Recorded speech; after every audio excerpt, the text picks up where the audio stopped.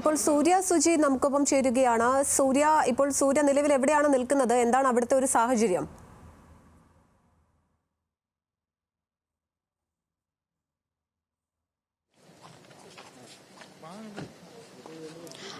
ആതിര, ഈ ചാലിയാറിന്റെ പ്രദേശങ്ങൾ സന്ദർശിച്ചുകൊണ്ട് അല്പസമയം മുൻപ് മന്ത്രി പി പ്രസാദ് പറഞ്ഞത് അവസാനത്തെ മൃതദേഹം ഇവിടെ നിന്ന് കണ്ടെത്തുന്നതുവരെ തിരച്ചിൽ നടത്തും എന്ന് തന്നെയാണ്. കുറച്ചു മുൻപാണ് വളരെ സാഹസിക നിറഞ്ഞ കുറച്ച് ദൃശ്യങ്ങൾക്ക് നമ്മൾ സാക്ഷ്യം വഹിച്ചത്.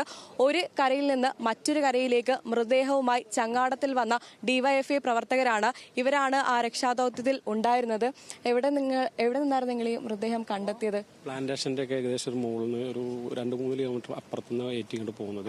കുറച്ച് ട്രാക്ടർ വരെ വരും, എന്നാലും പരിമിതിയുണ്ട്. ഭയങ്കര പ്രശ്നങ്ങളാണ് അവിടെ നിന്ന് ഇങ്ങോട്ട് കൊണ്ടുവരാൻ. വഴികളൊന്നുമില്ല, ബുദ്ധിമുട്ട് തന്നെ.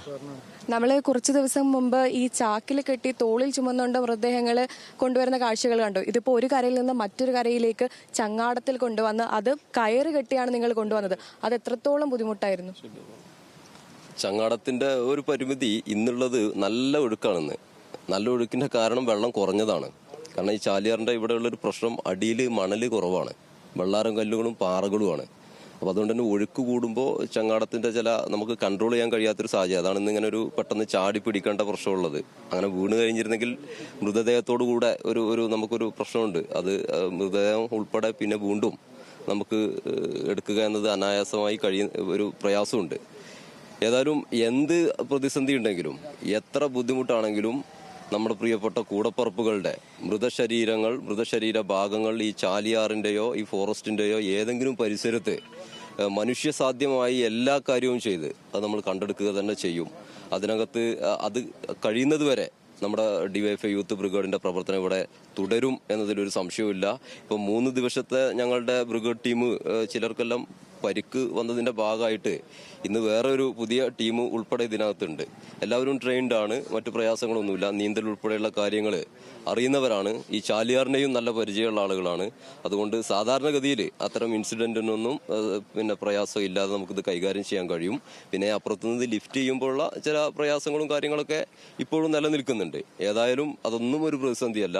ഈ മൃതദേഹങ്ങളെല്ലാം നമുക്ക് ഇവിടെ നിന്ന് ഇപ്പൊ ഏറെക്കുറെ ആയിട്ടുണ്ട്. ഇതിപ്പോ സൂക്ഷ്മമായ ഒരു പരിശോധനയാണ് ഇവിടെ നടക്കുന്നത്. ഇന്നലെ നമ്മുടെ ഫാമിന് മുകളിലുള്ള ഭാഗത്തുനിന്ന് ഏറെക്കുറെ എല്ലാ ഡിപ്പാർട്ട്മെന്റ് സംവിധാനങ്ങളും ജോയിന്റ് ആയിട്ട് സന്നദ്ധ പ്രവർത്തകരെല്ലാം ചേർന്നുകൊണ്ട് നമ്മൾ അതിന്റെ പ്രവർത്തനങ്ങൾ നടത്തി പൂർണ്ണമായും തന്നെ നമുക്ക് സാധ്യമായതെല്ലാം ചെയ്തിട്ടുണ്ട്.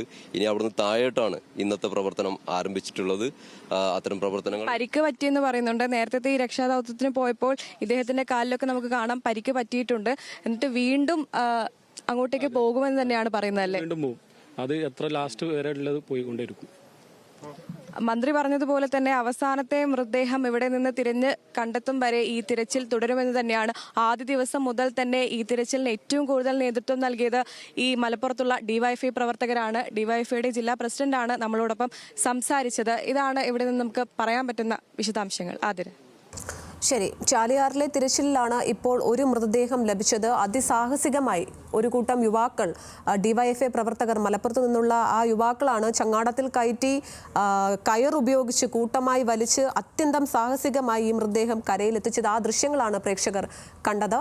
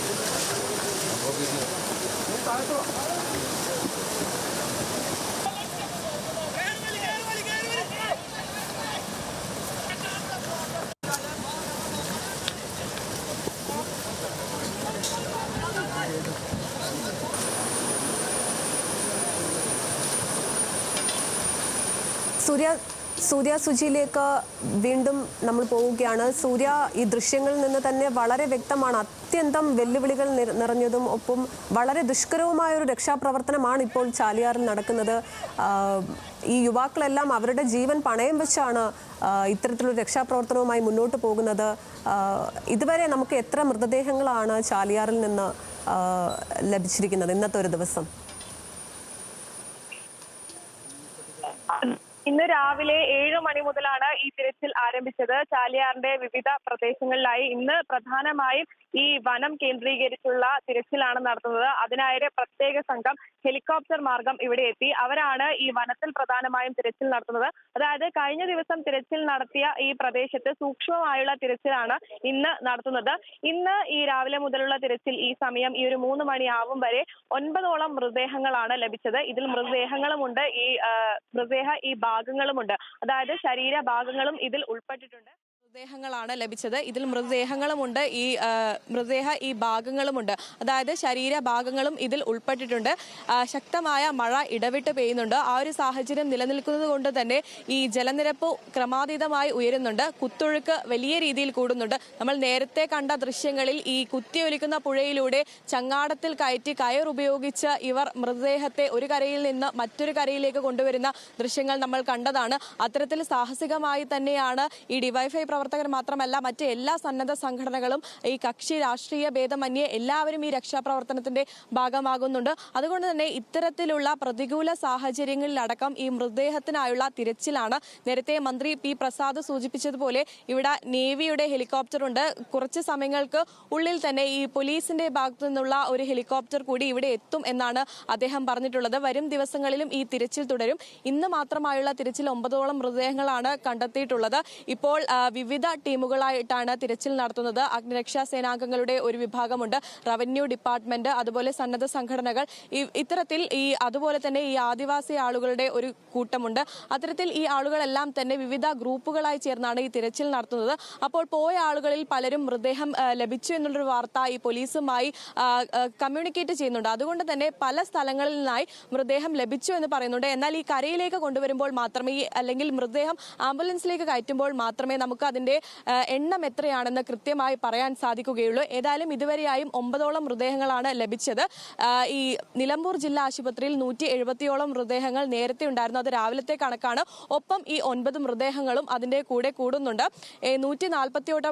148ഓളം മൃതദേഹങ്ങളാണ് ഇതുവരെയായും പോസ്റ്റ്മോർട്ടം ചെയ്ത് വയനാട് മേപ്പാടിയിലും വൈത്തിരിയിലേക്കും അയച്ചത്. മന്ത്രി നേരത്തെ സൂചിപ്പിച്ചതുപോലെ ഇപ്പോൾ 4 ദിവസമായി, ഇനി ദിവസം കഴിയുന്നതോറും, അതായത് നാളെയും മറ്റന്നാളും ഒക്കെയായി തിരച്ചിൽ തുടരും. അതുകൊണ്ട് തന്നെ ഈ ഒരു സാഹചര്യത്തിൽ നമുക്ക് ലഭിക്കുന്ന ഈ മൃതദേഹങ്ങളെല്ലാം അഴുകിയ അവസ്ഥയിലാണ്. അതുകൊണ്ട് മിക്ക മൃതദേഹങ്ങളും വീട്ടുകാർക്ക് അടക്കം തിരിച്ചറിയാൻ പറ്റാത്ത സാഹചര്യം ഉള്ളത് കൊണ്ട് തന്നെ ഈ തദ്ദേശ സ്വയംഭരണ സ്ഥാപനങ്ങളോട് സംസാരിച്ച് ഈ മൃതദേഹങ്ങൾ നിലമ്പൂരിൽ തന്നെ സംസ്കരിക്കേണ്ട കാര്യങ്ങളും ഇവർ മുന്നോട്ട് വെക്കുന്നുണ്ട്. ഈ പ്രോട്ടോകോൾ അനുസരിച്ച് ഇവിടെ സംസ്കരിക്കാനുള്ള കാര്യങ്ങളെല്ലാം തന്നെ ഇവിടെ ചെയ്യുമെന്നാണ് മന്ത്രി പറഞ്ഞത്. ഏതായാലും ഇന്ന് രാത്രി ഒരു 6 മണിവരെ തിരച്ചിൽ തുടരും എന്ന് തന്നെയാണ് ഉദ്യോഗസ്ഥരിൽ നിന്ന് നമുക്ക് അറിയാൻ സാധിക്കുന്നത്. ആതിര. ശരി സൂര്യ തുടരുക.